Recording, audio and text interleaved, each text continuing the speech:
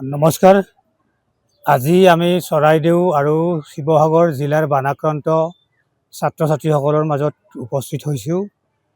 আৰু বিশেষকৈ এই কামটোৰ বিশেষকৈ নেতৃত্ব লৈছিল আমাৰ বজালী আৰু বৰপেটা জিলা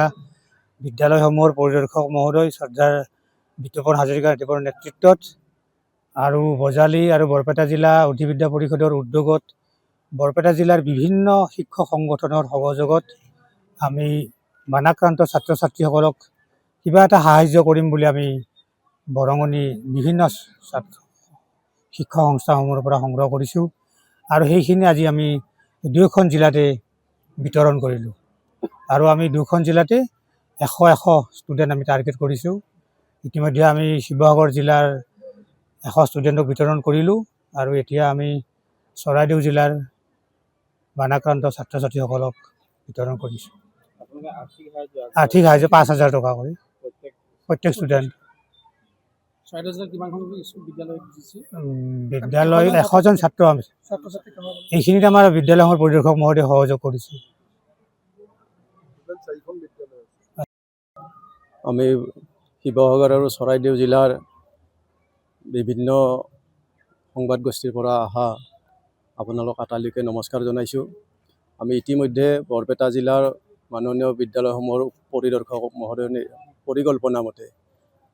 আমি বিভিন্ন শিক্ষা সংস্থাসমূহৰ বিশেষকৈ আমাৰ লগত আছে বৰপেটা জিলা প্ৰাথমিক শিক্ষক সন্মিলনী আছে, মধ্য ইংৰাজী বিদ্যালয় শিক্ষক সন্থা আছে,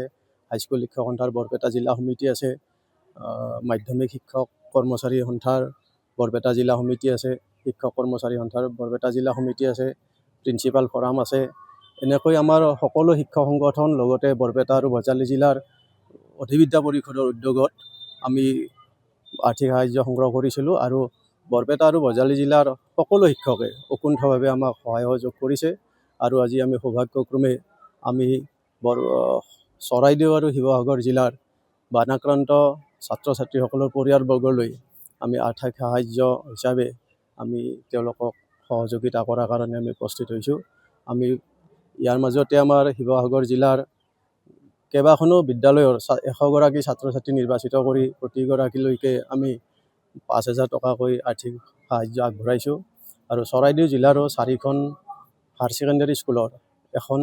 বিদ্যালয়ৰ পৰা 25গৰাকীকৈ বানাক্ৰান্ত ছাত্ৰ ছাত্ৰী নিৰ্বাচিত কৰা তেওঁলোকে সহযোগ কৰিছে আৰু